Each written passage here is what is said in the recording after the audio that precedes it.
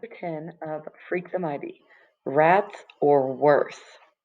One thing that happened over the summer, I grew even more. Grim takes a look at me one day and he goes, "All that walking you do must be stretching out your legs and carrying poor Kevin around. That seems to be putting real muscle on you." He's not that heavy. Anyhow, it's not fair. Everybody always says, "Poor Kevin," just because he didn't grow. Grin gives me this long, sorrowful look. Then he clears his throat and says, "You're quite right. He is rather a remarkable boy. He's memorized almost the whole dictionary. You can ask him anything, and he knows what it means." "You don't say," Grim says. And he has this smug look like maybe Freak is lying, and a total goon like me would never get it. I want to tell him he's wrong about Freak in the dictionary, but instead, I just shut my face and go down under.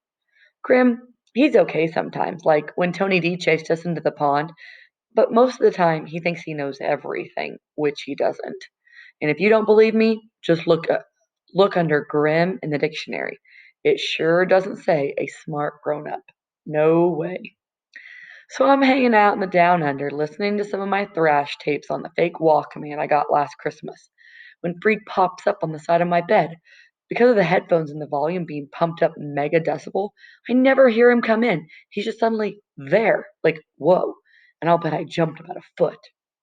Freak rolls his eyes and goes, "Ah, music, how it calms the savage beast." "How'd you get here? Would you believe teleportation?" "No." "Then I came down through the bulkhead door, like always. And like always, I have a quest in mind." Right away I go, "My feet hurt. We don't have to leave this neighborhood." Cool. What kind of quest is this?" Freak Gwent. Freak grins. "A treasure hunt. Except we don't really have to hunt because I already know where the treasure is." "Where?" "Underground," he says. "Specifically in the sewer." "Yeah, right," I say and sit back down on the bed. Freak is looking at me sideways, and I can tell he's not telling me everything, which he almost never does. Not all at once. "Truth," he says. "The treasure is hidden in a storm drain. This has been confirmed by visual observation." "Treasure in a storm drain? You mean like gold and diamonds kind of stuff?" "Possibly," he says, acting mysterious. "Anything is possible. The deal is we have to wait until night, so no one can see us messing with the storm drain.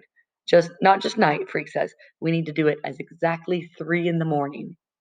Optimum darkness occurs at 3:0300 hours," he says, looking at the new watch his mom gave him, the kind that tells you what time it is in Tokyo, just in case you're wondering.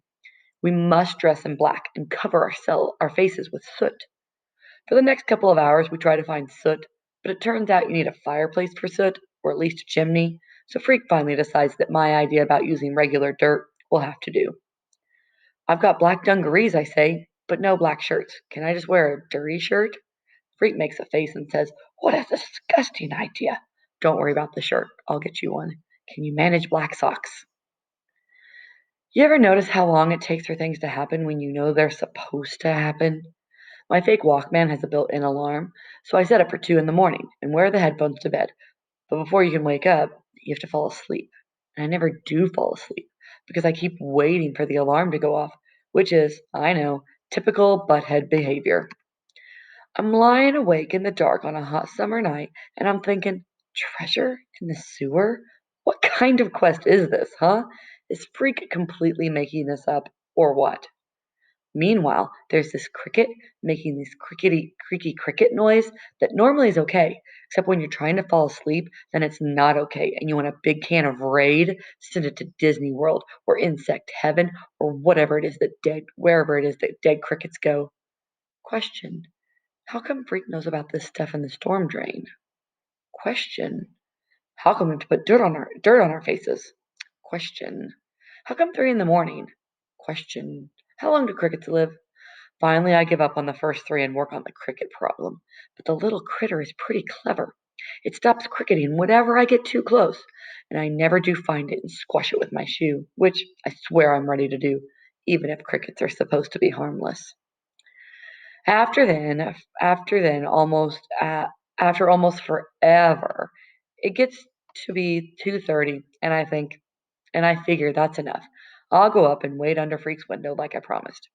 There's no moon, and the sky is dark and empty, and the backyards are so lonesome it feels creepy and exciting. The truth is, I've never been out alone at this time of night. I only fell down a couple of times, which isn't bad considering how hard it is to see. When I get to Freak's bedroom window, he's waiting for me. You sound like a car wreck, he says. Here, you better put on this shirt so you don't glow in the dark. Out the window, he hands me this silly feeling shirt. Hey, wait a minute. This is your mom's blouse. It's black, he says. That's what counts. The camouflage factor. Forget it, I say, and give him back the Fair Gwyn's blouse. Freakins, freak size. Okay, he says. Roll around on the ground and darken yourself. That's easy, and better than wearing some dumb blouse. What about you? I ask when I'm covered with dirt enough so I want to sneeze.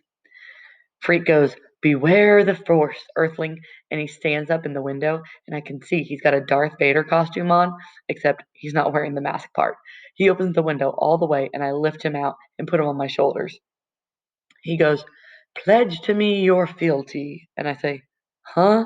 And he says, Never mind. There's no time to look up fealty. Just promise you'll do what I say. I promise. Go to the end of the block, he orders.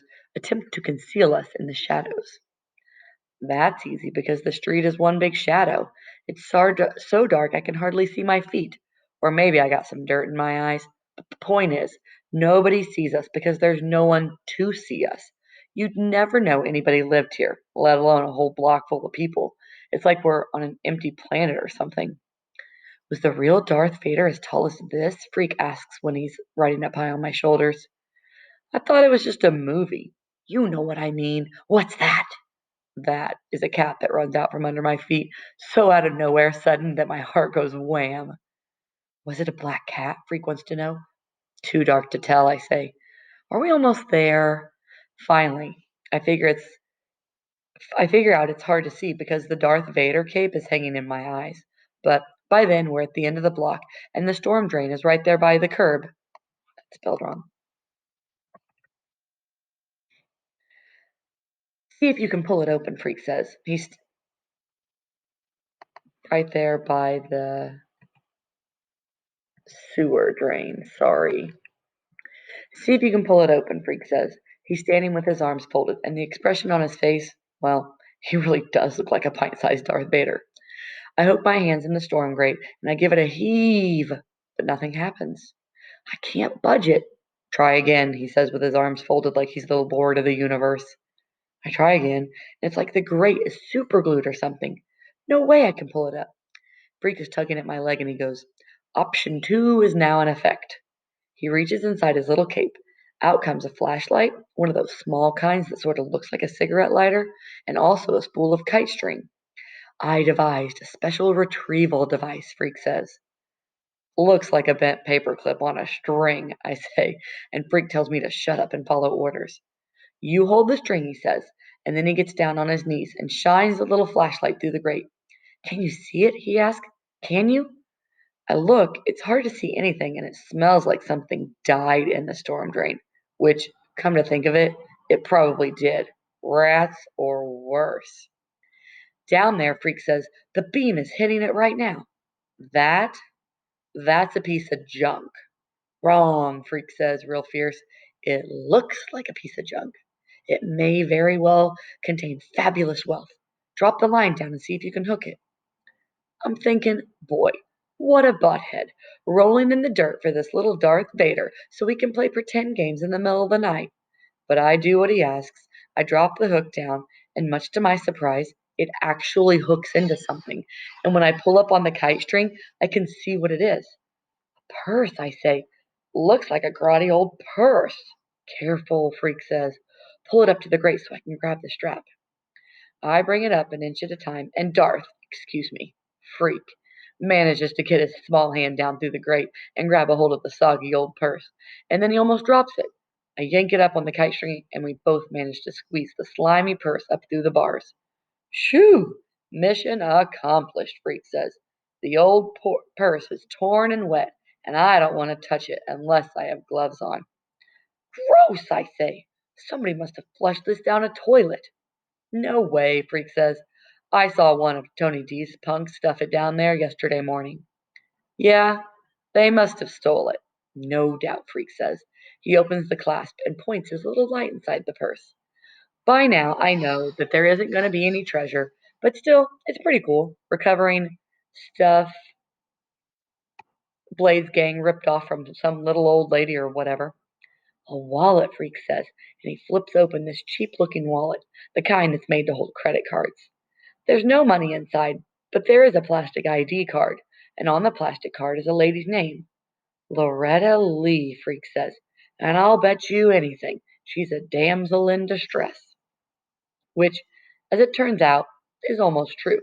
The real deal is that she's a damsel who causes distress, which we find out the very next day.